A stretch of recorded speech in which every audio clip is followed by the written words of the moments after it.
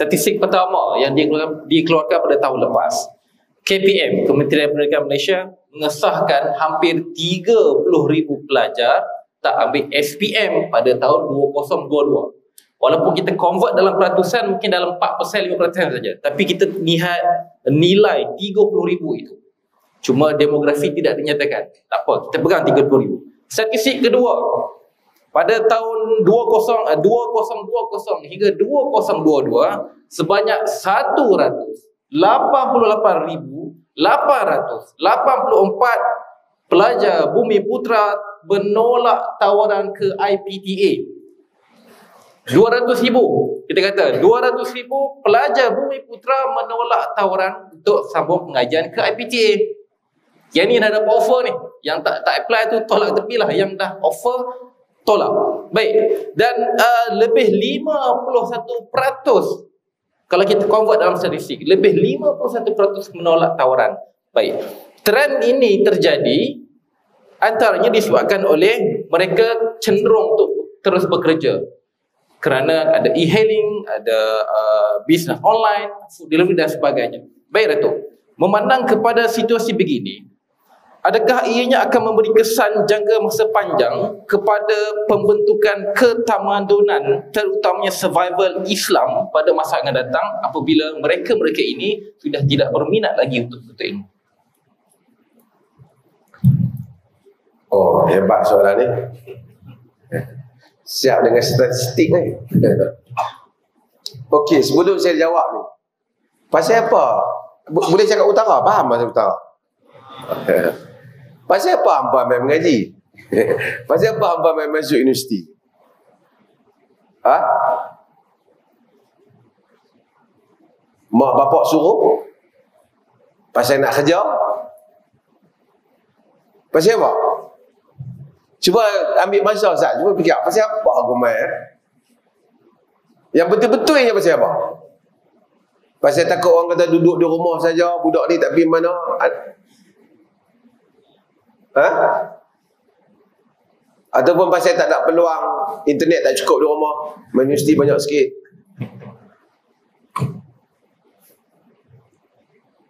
Okey, sebelum saya nak jawab soalan ni, saya nak pergi pada satu benda yang semua kita dah buat.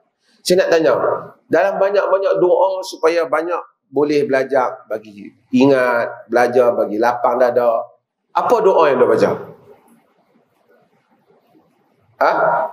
Ada baca doa? Tak ada? Apa tak doa apa? Doa? Apa doa yang baca doa? Rabbi syrahli. Apa doa bagi banyak, bagi belajar boleh? Apa? Zidni ilman nafi'an. Lagi? Tadi siapa kata apa? Rabbi syrah li sadri. Lagi? Wa yassir li amri. Lagi?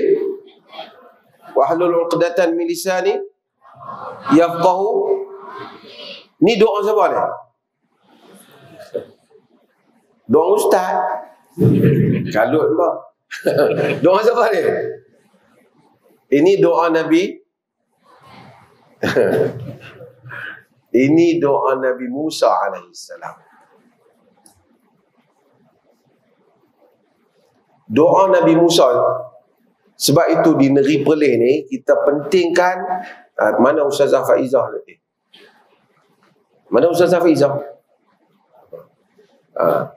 Kita lancarkan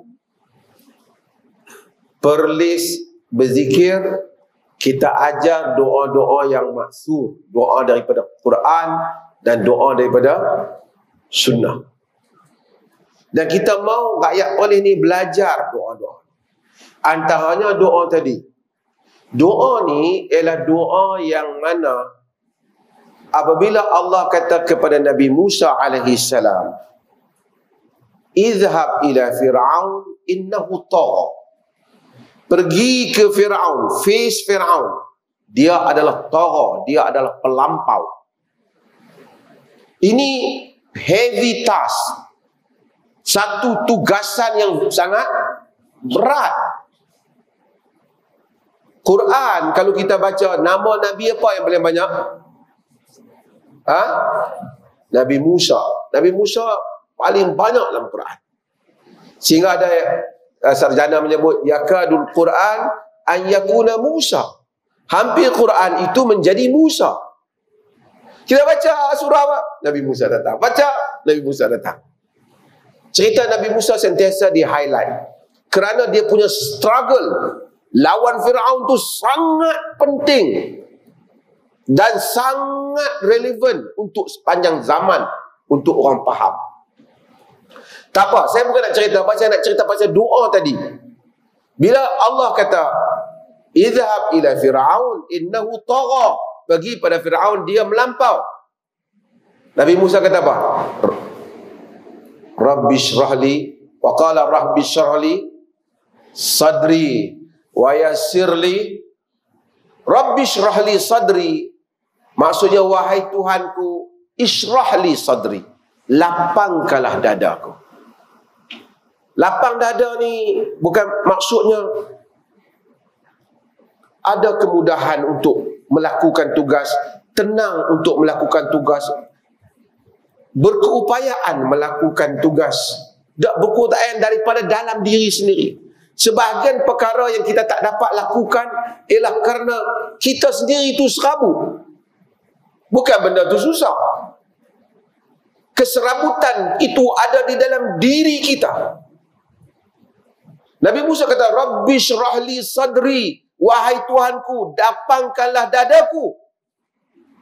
Kerana kalau kita itu diberi keupayaan oleh Allah, maka kita akan boleh buat benda yang susah. Wa yassirli amri, dan mudahkan urusanku. Dan diri yang berkeupayaan, diri yang bersungguh-sungguh, diri yang rasa nampak apa yang nak buat, dan urusan itu juga dimudahkan. Wahlul 'uqdatan min lisani, dan rongkaikanlah ikatan di dalam lidahku. Maksudnya bagi aku dapat cakap orang jelas, kerana dia nak cakap kepada Firaun.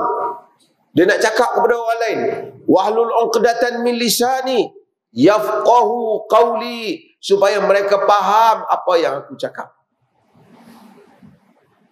Kalau tidak, dia seorang yang faham buat presentation, hamba faham, tak aku faham. Kan? Yafqahu qawli, orang faham apa yang aku cakap. Tapi Nabi Musa sambung lagi. Waj'al li waziran min ahli. Jadi kalau untuk aku, lantiklah untuk aku penolong daripada keluarga aku. Appoint for me a minister and assistant from my family. Lantik satu orang daripada keluarga aku, bantu. Waj'al li waziran min ahli Harun akhi, Harun saudaraku. Sebab tu sebahagian mufassirin kata dalam dunia ni tak ada orang yang lebih lagi dapat keuntungan lebih daripada Harun, yang mana Nabi Musa telah recommend bukan jawatan menteri, jawatan Nabi kepada dia, supaya Allah lantik Harun jadi Rasul. Orang lain recommend lantik jadi menteri, lantik jadi jawatan. Ni Nabi Musa minta Allah lantik Harun jadi Rasul. Harun akhi ushdud bihi azri, supaya dia dapat strengthen, increase my strength, supaya dia jadikan aku dapat menambah kekuatan aku. Jadi ada pembantu mesti membantu. Kalau kau ni bukan membantu pun menambah susah. Tak kan? Tengok Nabi Musa minta doa, tapi minta real. Secara praktikalnya, siapa minta pada Allah sebab musabab? Boleh je Allah bagi Nabi Musa berjaya. Tapi tabiat hidup dalam dunia mesti ada sebab musabab. Minta lantik sebab musababnya. Ushdud bihi azri wa asyrikhu fi amri, dan kemudian aku kongsi dengan dia tugasan aku, supaya dia share my task, supaya dia juga tanggung apa yang aku tanggung. Bukan dia tumpang aku, kau pergi di depan, aku di belakang kau. Kan kita kena dia belak. Yang tu kawan tak boleh memang pakai punya. Nak tahu kawan kita, masa susah dia kawan kita, masa senang dia ada okey. Tapi masa susah dia belah, masa senang baru aku daripada lama sokong kita. Yang ni jangan percaya.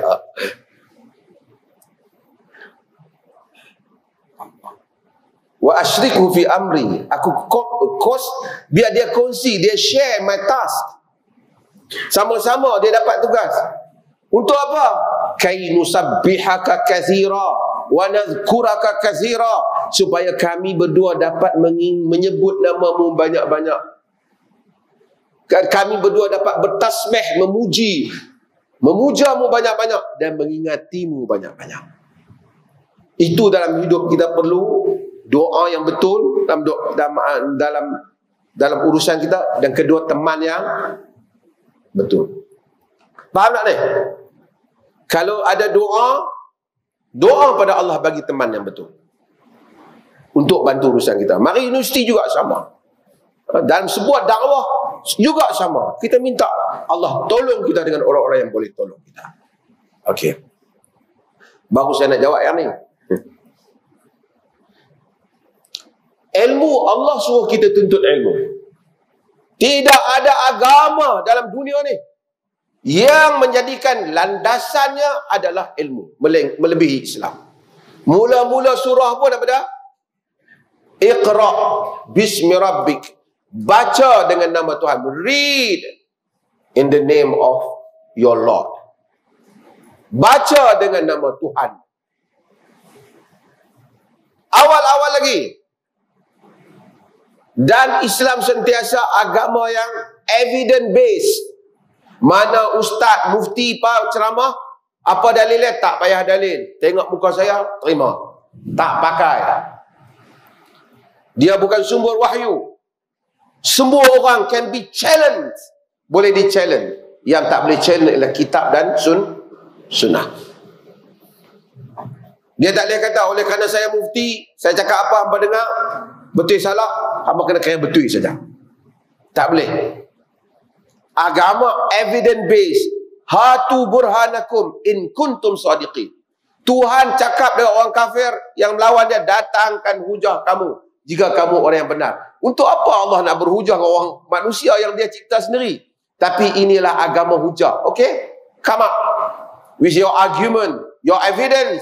Mari, bring your evidence. Bawa evidence kamu jika kamu orang benar. Wa in kuntum fi raibin mimma nazzalna ala abdina fa'tu bi suratin min mislih wad'u syuhada'akum min dunillahi in kuntum sadiqin.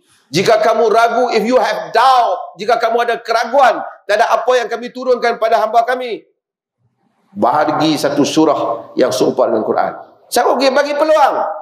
Allah tahu pun memang tak boleh pun, tetapi inilah agama yang sentiasa bersedia untuk menerima hujah. Kita belajar ilmu. Itu tujuan agama. Hatta dalam semua perkara, bukan saja agama, hal lain pun manusia belajar. Pada zaman Nabi SAW ada satu orang namanya Al-Harith bin Kaldah atau Kaladah. Dia ni dikatakan seorang, ia tidak Muslim, tapi dia seorang pakar di dalam perubatan. Sebahagian orang baca hadis palsu, Al-Ma'idatu Baituda, perut adalah rumah sakit. Dia kata hadis Nabi, bukan Nabi kata, iaitu adalah kata-kata Al-Harith itu bin Kaladah.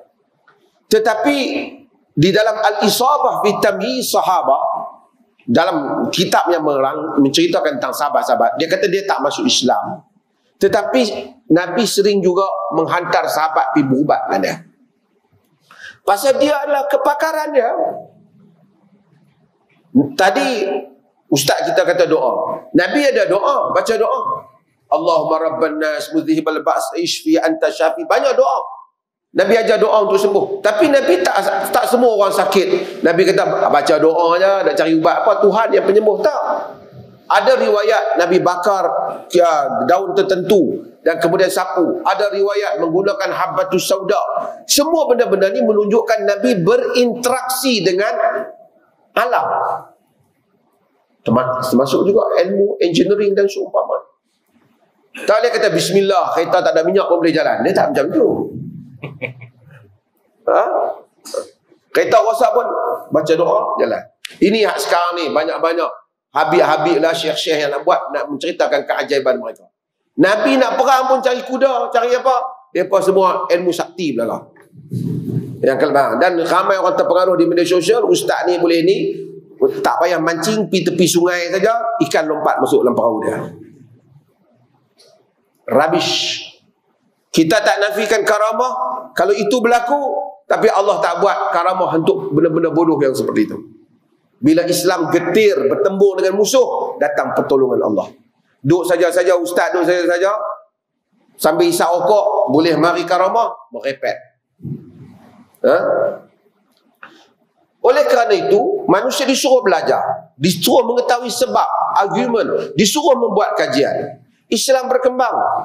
Dengan itu, naiknya perpustakaan Darul Hikmah, naiknya perkembangan di Baghdad, naiknya ilmu-ilmu perubatan, hasil daripada mempelajari Al-Quran dan Sunnah, dan kemudian manusia develop ilmu. Apa yang ada di Barat hari ini ialah hasil asasnya. Saya pernah di Oxford. Di Oxford sendiri ada muzium-muzium dia juga menyebut tentang di mana Barat sentiasa berhutang budi dengan tamadun Islam. Berhutang budi dengan tamadun Islam. Di dalam engineering, dalam architecture, di dalam berbagai-bagai lagi. Cumanya nak belajar ilmu tu untuk apa? Itu membezakan Muslim dengan non-Muslim. Kita belajar ilmu pertama lillahi ta'ala. Belajar agama untuk menegakkan agama. Belajar ilmu dunia untuk mencari rezeki yang halal. In kana hadha kharaja libnihi liwaladihi saghir fahuwa fi sabilillah. Dalam riwayat Tabarani, sahabat tengok, satu orang tengok badan kemas semua, dia kata laukana hadza fi sabilillah, dia ni patut pergi jihad pada jalan Allah, keluar pergi buat kerja aja. Nabi kata kalau dia keluar untuk cari rezeki pada anaknya, dia di dalam fi sabilillah. Oleh kerana itu, maka mempelajari ilmu. Macam mana nak dapat ilmu? Macam-macam. Datang universiti mendapat ilmu. Adakah orang PhD orang nak timbul? Orang PhD saya ada ilmu? Tak. Ramai ulama tak ada PhD, alim. Ramai juga saintis yang tak ada profesor pun. Betul tak? Dia cuba, dia orang yang mula. Ni kita telefon siapa punya mula? Siapa yang mula rekod telefon ni? Alexander Graham Bell. Okey, Alexander Graham Bell pun dia universiti mana? Maksudnya demikian manusia develop ilmu. Kalau orang boleh duduk di rumah dan kemudian boleh alim, okey ya. Ketemu kalau duduk di rumah hanya duk cari nak jadi viral dalam Facebook, kemudian nak dapat untungan viral tu, dia mungkin berkhayal. Ada orang tertentu, itu pun dia melalui proses ilmu. Walaupun kadang-kadang kita belajar engineering, kita belajar architecture, kita pergi kerja yang lain, tapi ilmu mematangkan manusia. Ilmu mencetuskan cara fikir, dan ilmu memerlukan guru. Orang belajar sendiri pun boleh, tapi dia tidak ada peradaban, dia tidak ada ketamadunan dalam diri dia. Kita perlu untuk bertemu dengan guru. Belajar menghormati. Manusia makhluk bersosial. Menghormati guru. Maybe one day guru kita tidak lebih pandai daripada kita. Kita lebih pandai daripada guru kita. Al-Imam Ibn Hajar Al-Asqalani dia begitu mengkagumi Al-Imam Az-Zahabi rahimahullah ta'ala. Dia cuba untuk jadi macam Imam Zahabi. Setiap kali dia minum air Zam-Zam, dia minta ilmu Zahabi. Kemudian dia minum lagi, dia rasa dia telah mengatasi ilmu Zahabi. Bukan kerana tak hormat kepada punca ilmu, tetapi maksudnya adalah demikian manusia boleh develop. Tapi pertemuan, bila tak ada pergi kelas, tak jumpa manusia yang hanya berinteraksi dengan media sosial, biadab. Tak ada kehalusan bahasa, tak tahu nak bercakap dengan orang, tak tahu nak berinteraksi dengan orang, tak tahu nak tanya khabar. Jumpa orang senyap macam tu, dalam sini punyalah hebat, macam-macam dia punya ulasan. Tapi bila jumpa orang, tak ada bahasa. Sebab tu Nabi Musa kata, wahlul uqdatan min lisani. Tak ada. Sebab tu perlu belajar, datang ke universiti, belajar bersosial, jumpa orang, belajar bergaul, menghadapi kehidupan. Kemudian falsafah kepada pendidikan, apa yang kita nak capai? Bukan soal viral, boleh jual barang. Berapa orang yang boleh buat? Itu pun mereka ada latar belakang pendidikan sebagai amat besar mereka. Ialah apabila satu orang itu dia dapat mengetahui apa yang dia nak gunakan untuk ilmu dia. Nak guna untuk halal, perkara yang halal. Ilmu kita mungkin belajar architecture, mungkin belajar engineering. Tapi tidakkah dengan pelajaran engineering itu membentuk sistem fikir kita? Betul tak? Kalau nak begini, konsep begini. Walaupun kita belajar tentang mesin, kita belajar tentang aerofoil umpamanya, kita belajar tentang hal-hal yang seperti ini. Tetapi kita belajar konsep, kita belajar fizik. Tapi hukum hakam fizik yang kita belajar itu mengingatkan kita bagaimana penciptaan alam ni, bagaimana alam itu dicinta dan bagaimana kita relate to the creator of the world. Sebab tu kerajaan sendiri perlu memperkukuhkan falsafah pendidikan. The problem if the government themselves tak clear tentang macam mana sebenarnya yang dia nak. Dia nak budak-budak boleh jadi pekerja industri ke, ada duit ke? Dia juga ingin menanamkan pendidikan, bukan saja seorang engineer, tapi seorang engineer yang beradab, yang saleh. Kalau dalam konteks yang Muslim, bukan seorang arkitek saja, seorang arkitek yang Muslim, yang saleh. Ataupun kalau dia tidak Muslim pun, seorang yang tahu tentang tata susila kehidupan ini. Allah Allah.